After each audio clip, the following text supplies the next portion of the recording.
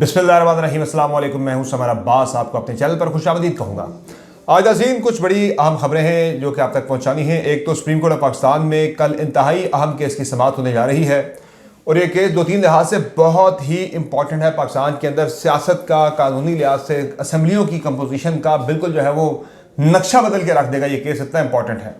फिर इस केस को एक और भी बड़े इंपॉर्टेंट मामले के साथ जोड़ा जा रहा है, वो है चीफ जस्टिस पाकिस्तान की तोसीक के साथ। उस पर बात भी होगी। ये केस बेसिकली मखसूस नशिस्तों वाला है। फिर जनाब गंदम स्कैंडल में कुछ एक और बड़ा इंकशाफ आज हुआ है। बड़ी इंपॉर्टेंट चीज़ें कुछ सामने आई हैं। खुरा जो मैंने पहले बात की थी नून लीग की तरफ जा रहा है। शुरू भी मामला वहीं से हुआ, ख़त्म भी मामला के नून लीग पे हो रहा है। ये कहानी क्या है? फिर तहरीक इंसाफ ने 9 मई के हवाले से एक बड़ी जो है वो एक एहतजाजी प्लानिंग कर ली है। 9 मई को तहरीक इंसाफ ने एक बड़ा प्लान बना लिया है। वो प्लान क्या है आपको शेयर करेंगे। कल तहरीक इंसाफ का एक गैर मामूली इजलास हो रहा है इस्लामाबाद में, वो बड़ा इंपॉर्टेंट है। फिर जो अपना स्पीकर हैं खैबर पख्तूनख्वा असम्बली के बाबर सिंह सवाती, उनके भतीजे ने हेल्थ मिनिस्ट्री की जो है यानी कि महकमा सेहत की ऑफिशियल को क्यों धमकाया, इस पर बात होगी। उनके भतीजे ने बेसिकली। और फिर खारिया में पंजाब पुलिस पिट गई आज बुरी तरह से ख्वाजा सराओं के हाथों। उनसे मुज़ाकरात भी कामयाब हो गए बाय द वे। फिर कुछ और ख़बरें हैं फॉर्म 47 के वाले से, मैंने कुछ बात करनी है। इन तमाम खबरों में बात होगी, लेकिन पहले आपसे रिक्वेस्ट है कि आपने अब तक चैनल को सब्सक्राइब नहीं किया हो तो चैनल को सब्सक्राइब कर लें। वीडियो आपको पसंद है तो लाइक करें और बेल आइकन प्रेस करना ना भूलें। अच्छा जनाब, ये जो मामला है इंपॉर्टेंट तरीन केस का, पहले मैं उस पर बात कर लेता हूँ।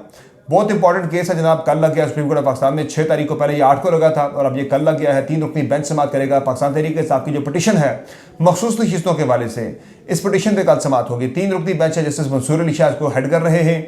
बेंच में जस्टिस मोहम्मद अली मजहर और जस्टिस अख्तर मिनल्ला भी शामिल है। बेंच की कंपोजिशन को देखते हुए मुझे ये लग रहा है कि ये फैसला तहरीक इंसाफ के हक में आ सकता है। उसकी 2-3 वजूहात हैं। एक वजह तो ये है जनाब के पहले एक प्रेसिडेंट भी मौजूद है जनाब के by the way Mohammad Ali Mazhar साहब उस बेंच में शामिल थे चीफ जस्टिस के सरबराही में, जिससे तहरीक इंसाफ के खिलाफ फैसला दिया था बल्ले वाला।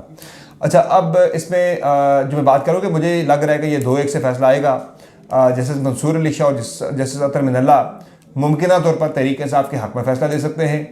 जस्टिस मोहम्मद अली मजहर तहरीक इंसाफ के इस फैसले के खिलाफ फैसला दे सकते हैं। तहरीक इंसाफ की पिटीशन के खिलाफ फैसला दे सकते हैं, चूँकि पहले भी वो फैसला दे चुके हैं पीटीआई के खिलाफ। उस बैच में वो शामिल थे।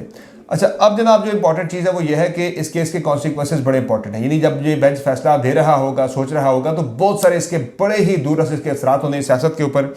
चूँकि एक तो अगर मखसूस नशीस्तें तहरीक इंसाफ को देने का फैसला हो जाता है तो फिर कौमी असम्बली में, नेशनल असम्बली के अंदर जो कंपोजिशन है वो चेंज होती है।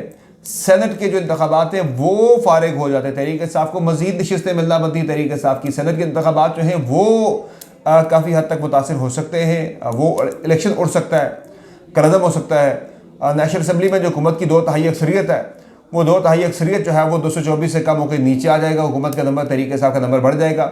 और दो इतना तो नहीं होगा कि हुकूमत चेंज हो जाए, लेकिन 2/3 अक्सरियत वाला काम जो है हुकूमत का बढ़ जाएगा। प्लान जो है कुछ आईनी तरमीम का, वो फारिग हो जाएगा। तो इसलिए ना ये बेंच के ऊपर, यानी इस बेंच के ऊपर सबकी निगाहें, सबकी नज़रें कि वो क्या फ़ैसला देता है। तो ये बहुत ही इंपॉर्टेंट ये केस है। This is very important. इस केस में क्या होता है, प्रेसिडेंट को देखा जाए तो मैं पहले बता चुका हूँ जनाब के खैबर पख्तूनख्वा में ये हो चुका है कि जब बाप पार्टी को इंडिपेंडेंट लोग लड़े थे, बाद में बाप पार्टी में शामिल हुए, उन्हें एक मखसूस नशिस्त मिल गई थी। तो यहाँ भी तहरीक इंसाफ को ये सीटें मिलना बनती हैं। और इसकी एक और अहम वजह यह भी है कि अब स्पीकर नेशनल असम्बली ने भी नोटिफाई कर दिया, इलेक्शन कमीशन ऑफ पाकिस्तान ने भी इस चीज़ में फैसला तहरीक इंसाफ को जनाब दे दिया कि तहरीक इंसाफ जो शामिल हुए थे, तहरीक इंसाफ के इंडिपेंडेंट MNAs और MPAs सुन्नी इत्तेहाद कौंसिल में, उसे भी तस्लीम कर लिया गया। वो नोटिफाई हो चुके हैं सुन्नी इत्तेहाद कौंसिल के प्लेटफॉर्म से। तो इस वाले से भी तहरीक इंसाफ के हक में ये मामला जाता है। तो ये सीटें तहरीक इंसाफ को मिल जाती है तो एक बहुत बड़ी हलचल जो है, बड़ा भूंचाल जो है वो पाकिस्तानी सियासत के अंदर आएगा। नेशनल असम्बली और सेनेट के अंदर नंबर गेम काफ़ी हद तक तब्दील हो सकती है। इवन प्रोविंशियल असम्बलीज़ के अंदर भी नंबर गेम चेंज होगी, पंजाब के अंदर भी पर्टिकुलरली, और KP के अंदर तो मामला अभी तक पेंडिंग ही है। बाकी इसके अलावा जनाब इस केस को एक और चीज़ से भी जोड़ा जा रहा है। ये जो चीफ जस्टिस के खिलाफ पैकेज आ रहा है आईनी तरमीम की वजह से, चीफ जस्टिस के हक में कि उनकी मुद्दत मुलाजमत में तोसी की वजह से मुबैना तौर पर जो बात हो रही है कि उनकी मुद्दत मुलाजमत में तोसी की बात हो रही है, टेन्योर बेस्ड, के 3 साल टेन्योर कर दिया जाए या एज बढ़ा दी जाए। तो उस पर भी जोड़ा जा रहा है उसको कि चीफ जस्टिस ने जनाब तहरीक इंसाफ को ये फेवर दिया कि तहरीक इंसाफ यानी कि बेंच इस तरह का बनाया। अतर मिनल्ला साहब ने, उसमें मंसूर अली शाह साहब, जिनकी राय बड़ी ओपन होती है कुछ अहम आइनी मामलात को लेकर, कानूनी मामलात को लेकर, और इसके अलावा ह्यूमन राइट्स को लेके और इस पे जनाब देखते हैं कि वो यानी किसी प्रेशर नहीं लेते, वो स्टैंड लेने वाले जजेस हैं, तो स्टैंड लेते तो तहरीक इंसाफ के हक में ये मामला जाता है। तो बेंच की कंपोजिशन को देखते हुए भी लोग कह रहे हैं भाई कि ये यानी कि चीफ जस्टिस से थोड़ा सा तहरीक इंसाफ को ज़रा स्पेस दी है, फिर समाज भी इसकी आर्च उठा के 6 पे ले आए, पीछे ले आए। तो क्या ये दाना डाला जा रहा है तहरीक इंसाफ को जनाब की आईनी तरमीम को सपोर्ट करे? अब तक तहरीक इंसाफ वाज़ेह कर चुकी है। हमारे प्रोग्राम में ही कल लतीफ़ खोसा साहब ने और उससे पहले हामिद खान साहब भी कह चुके हैं जनाब कि हम इस आईनी तरमीम को सपोर्ट नहीं करेंगे, मुखालफत की जाएगी इसकी भरपूर तरीके से। वाहिद पीपल्स पार्टी ने भी इस आईनी तरमीम की सपोर्ट ना करने का फैसला किया है। पीपल्स पार्टी के वोटों पर हुकूमत खड़ी है, अगर पीपल्स पार्टी वोट नहीं देती तो फिर ये तरमीम हो ही नहीं सकती जो आईनी पैकेज हुकूमत लेकर आ रही है। और उस पर राना सनाउल्लाह साहब भी भाई दे कल कह चुके हैं कि बिल्ली थैले से बाहर आ गई है। राना साहब भी कह चुके हैं भाई हम तो सपोर्ट करेंगे चीफ जस्टिस की मुद्दत मुलाजमत में, अगर तो की कोई तजवीज़ आती है तो ये अच्छी तजवीज़ ऐसे सपोर्ट किया जाएगा। तो ये गेम ज़रा खुलना शुरू हो गई अब काफ़ी हद तक। तो इस पर ये जो कल से शुरू होने रफ्ता है ये बड़ा इंपॉर्टेंट है इस सारे मामले को लेकर। बाकी गंदम स्कैंडल में आज एक और इंकशाफ के सामने आया जनाब के जो 6 से 9 लाख टन गंदम बरामद की गई है वो मौजूदा नून लीग की मौजूदा हुकूमत ने भी कर ली है। ये बात पहले भी चल रही है, लेकिन इसमें इंपॉर्टेंट ये है कि 98 अरब रुपए की गंदम जो है वो शहबाज सरकार ने मंगवाई। और उसमें इंपॉर्टेंट चीज़ ये है जनाब कि जब ये गंदम मंगवाई गई है आई है उस वक्त जो नेशनल फूड सिक्योरिटी के मिनिस्टर थे इंचार्ज वो कोई और नहीं बल्कि वज़ीर-ए-आज़म शहबाज शरीफ साहब खुद थे। बाद में राना तनवीर साहब को 4 अप्रैल को बनाया गया है फूड सिक्योरिटी का मिनिस्टर को इजाफी चार्ज दिया गया है। उससे पहले ये मिनिस्ट्री शहबाज शरीफ के पास ही थी। तो शहबाज शरीफ के मिनिस्टर होते हुए पाकिस्तान में गंदम आई है तकरीबन 98 अरब रुपए की, देखते हुए जनाब, जानते हुए कि भाई क्या हमारे पास अजाफी स्टॉक मौजूद था, सफिशिएंट स्टॉक मौजूद है, फिर भी इजाफी गंदम आई है। तो ये मामला ज़रा खुलता जा रहा है। रिपोर्ट आज मंगवाई है शहबाज साहब ने, लेकिन रिपोर्ट जो है वो सिर्फ निगरान हुकूमत के ऊपर जो है वो फोकस कर रही है, बाकी उसमें जो है वो नहीं हिट किया जा रहा। नून लीग की जुलाई 2023 की समरी जो थी, जुलाई 2023 के जो ICC का इजलास था जिसमें फैसला हुआ गंदम मंगवाने का, तजवीज़ वहाँ पे आई। फिर अब जनाब जो है मामला निगरान हुकूमत के बाद, अब जो नई हुकूमत आने के बाद भी गंदम आई है, इस चीज़ को शामिल नहीं किया जा रहा तहकीकात के अंदर। मियाँ साहब काफ़ी हिट कर रहे हैं, बात वही है, कहना बेटी को सुनाना बहू को, यानी अनवारुल हक काकड़ को सामने रख के वो हिट जो है वो कहीं और कर रहे हैं। उनके मेहरबान यानी पिंडी में जो उनके मेहरबान हैं उन्हें हिट करने की कोशिश कर रही है नून लीग। मुझे समझ जाती है नून लीग ऐसा क्यों कर रही है, ऐसा क्यों कर रही है, चूँकि वो तो बेनिफिशरी सारे निज़ाम के कि उन्हें तो प्लेट में रख के दी गई है, वो तो बन ही नहीं रही थी गवर्नमेंट उनकी फॉर्म 47 के अगर 45 के मुताबिक देखा जाए तो समझ नहीं आ रही है क्यों हिट कर रहे हैं। बाकी इसके अलावा जो मामला है जनाब वो ये है कि तहरीक इंसाफ ने 9 मई के वाले से एक भरपूर प्लान तैयार कर लिया है और एक एहतजाज यानी कि एक और प्लान बन गया, एहतजाज की वजह से बड़ा प्लान बन गया तहरीक इंसाफ का। और वो प्लान आपको अगर जनाब बताऊँ तो उस प्लान में ये शामिल है कि एक सर्कुलर जारी हुआ है इमरान खान की इंस्ट्रक्शंस के मुताबिक जो है ये एक प्लान तरतीब दिया गया 9 मई के वाले से। उसमें प्लान में नंबर 1 नुकता ये है जनाब के रैलीज और जलसे होंगे पूरे प्रोविंशियल असम्बली की तमाम कॉन्स्टिट्यूंसीज़ के लेवल तक, यानी कि इन्हीं सूबाई असम्बलियों के जो हैं हल्के हैं उस हद तक जाके, निचले लेवल तक जाके, बड़े लेवल पे भी होंगे, उस निचले लेवल पे अगर आप जाए तो सूबाई असम्बली के हल्के तक के लेवल पे जाके जलसे और रैलीज होंगी उस दिन। और जो भी टिकट होल्डर हैं तहरीक इंसाफ के तंजीम ऑफिस होल्डर हैं वो तमाम के तमाम रैलीज और जलसों की क़यादत करेंगे, उसमें नुमाइंदगी करेंगे। और फिर पाकिस्तान तहरीक इंसाफ के और पाकिस्तान के झंडे लोग जो हैं वो इमारतों पे लगाएंगे। और फिर इमरान खान ने यह हिदायत जारी की कि इमरान खान की तस्वीर प्ले कार्ड्स पे लगाई जाएगी कैदी नंबर 804 के साथ, कैदी नंबर 804 लिखा होगा, इमरान खान की तस्वीर होगी।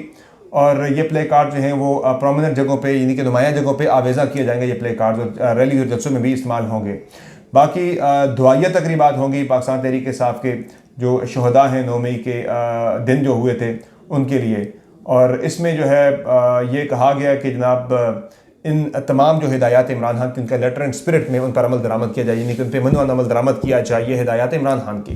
फिर इमरान खान की हिदायत के ऊपर अली अमीन गंडापुर ने कल KP हाउस इस्लामाबाद में एक बड़ा अहम इजलास तहरीक इंसाफ का गैर मामूली इजलास तलब कर लिया है, जिसमें एहतजाजी तहरीक के हवाले से और 9 मई के जो इवेंट्स हैं उस हवाले से तमाम जो पाकिस्तान तहरीक इंसाफ के MNAs MPs सेनेटर्स हैं जो पार्टी अहदेदार हैं सबको बुला लिया गया है।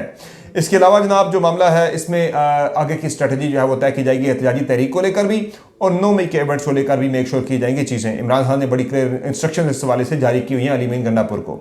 बाकी जनाब KP की अगर मैं बात करूं तो वहाँ पे एक स्कैंडल छोटा सा सामने आया। स्कैंडल से इस हद तक आप कह सकते हैं जनाब के जो speaker KP assembly Babar Saleem Swati, उनके भतीजे हैं कमाल सलीम सवाती जो कि PTI मानसेरा के प्रेसिडेंट भी हैं, उन्होंने ये किया जनाब के ये PTI यूथ मानसेरा के गालिबन प्रेसिडेंट है, बहरहाल जो भी हैं इनकी ये अहदेदार हैं PTI मानसेरा के, इन्होंने ये किया जनाब कि इन्होंने एक कॉल की जनाब एक हेल्थ ऑफिशियल को, यानी कि महकमा सेहत की एक ऑफिशियल को, और एक क्लर्क के लिए इन्होंने सिफारिश की जनाब कि पोलियो के वाले से जो आप ड्यूटियाँ लगा रहे हैं उसमें इस बंदे की ड्यूटी ना लगाई जाए।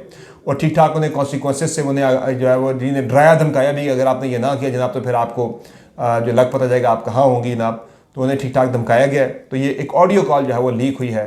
तो वो तकरीबन ये 1.5-2 मिनट की ऑडियो कॉल है जो कि लीक हुई है। तो उसमें ये स्कैंडल उनके हवाले से सामने आया है कि वो डरा रहे, धमका रहे, प्रेशराइज कर रहे हैं सिफारिश करते हुए क्लर्क की। बाकी जनाब आज की खबर एक और इम्पॉर्टेंट ये है जनाब के अमीर जमात इस्लामी जो हैं हाफिज़ रहमान साहब, उन्हें ईरान के एम्बेसडर ने ईरान का दौरा करने की दावत दे दी है। तो ये एक बड़ी इंटरेस्टिंग ये खबर है जनाब के बेसिकली देवबंद और यानी कि जो है ये मसलक से है ताल्लुक़ जमात इस्लामी के ज़्यादा लोग जो हैं तो उन्हें ईरान के दौरे की पहली दावत आई है। This is very interesting. लेकिन ये जो दावत दी गई है ये जो जमात इस्लामी ने एक स्टैंड लिया हुआ है फ़लस्तीन के मामले पर, उस पर्सपेक्टिव में ये दावत दी गई है, उसको एक्नॉलेज करते हुए। बाकी आज पंजाब पुलिस पिट गई जनाब ख्वाजा सराओं के हाथों। हुआ ये जनाब के खारियाँ में गुज़िश्ता रात थाना सदर खारियाँ है, उसके एहलकारों ने जो है कुछ ख्वाजा सराओं को थाने में रखा, उनको हिरासत में रखा, कुछ मारा पीटा भी गालिबन। तो उस पर आज ख्वाजा सराओं ने मुकदमे के इंदराज की दरख्वास्त दी, लेकिन वो नहीं जब किया गया तो ख्वाजा सराओं ने अटैक कर दिया थाना सदर खारियाँ पे, पथराव किया, फर्नीचर उठा के बाहर फेंक दिया। तो ये 2 महीनों में पंजाब पुलिस जो है वो दूसरी मरतबा पिट गई है। पहली मरतबा फौजी एहलकारों के हाथों पिटी थी, दूसरी मरतबा जो है वो ख्वाजा सराओं के हाथों पिटी है। तहरीक इंसाफ जो है वो इस वाक़े को भी जो है वो कह रही है कि कर्मा है जनाब, ये मकाफात अमल है कि जो उन्होंने तहरीक इंसाफ के साथ किया पंजाब पुलिस ने, उसका उन्हें जो है वो मिल रहा है सिला। तो वो कभी फौजी एहलकारों के हाथों जलील होते हैं, मार खाते हैं, कभी वो ख्वाजा सराओं के हाथों पिटते हैं। ये तहरीक इंसाफ का एक मौक़िफ़ है, तहरीक इंसाफ का नैरेटिव है। और इसमें अब हुआ ये जनाब के मुज़ाकरात हुए ख्वाजा सराओं के और पंजाब पुलिस के। तो पंजाब पुलिस ने यकीन दानी कराई कि जिन एहलकारों ने उनके बंदों को उठाया था रात को, तो उनके खिलाफ कार्रवाई होगी तहकीकात करके। अहमद वली खान अवामी नेशनल पार्टी के प्रेसिडेंट बन गए पूरे पाकिस्तान के। पहले वो खैबर पख्तूनख्वा के प्रेसिडेंट है, वो पूरे पाकिस्तान के बन गए हैं। तो बड़े जारियाना मजाज हैं। अवामी नेशनल पार्टी को सूबाई सतह पे काफ़ी नुकसान पहुंचा है। अब अहमद वली खान जो है वो सूबाई से उठ के नेशनल लेवल पे पार्टी के प्रेसिडेंट बन गए। तो देखते हैं ये अवामी नेशनल पार्टी को कितना ऊपर लेके जाती है। बाकी गवर्नर केपी जो हैं फैसल करीम खुंडी, उन्होंने कल एक दावत दी थी सूबाई हुकूमत को जनाब के मिल के आगे बढ़ेंगे, मिल के सूबे के मसाइल जो हैं वो उन पर आवाज़ उठाएंगे। तो उस पर आज अली बिन गंडापुर ने उन्हें हिट किया है, जवाब दिया। उन्होंने कहा जी कि फॉर्म 47 हुकूमत और गैर कानूनी तौर पर नोटिफाइड गवर्नर जो है उनकी हमारे नज़दीक कोई अहमियत नहीं है, हम कोई बातचीत उनके साथ नहीं करेंगे, ना उनके साथ मिलकर हम कोई मसाइल हमने टेकअप करने हैं। तो ये जनाब आज की अहम डेवलपमेंट्स हैं। इंशाल्लाह अगली वीडियो में फिर आपकी खिदमत में हाजिर होंगे, नई अपडेट्स, नई खबरें और नए तज़किये लेकर। समरबाद को दीजिए इजाज़त, आपका बहुत ख्याल रखिएगा। अल्लाह के बाद।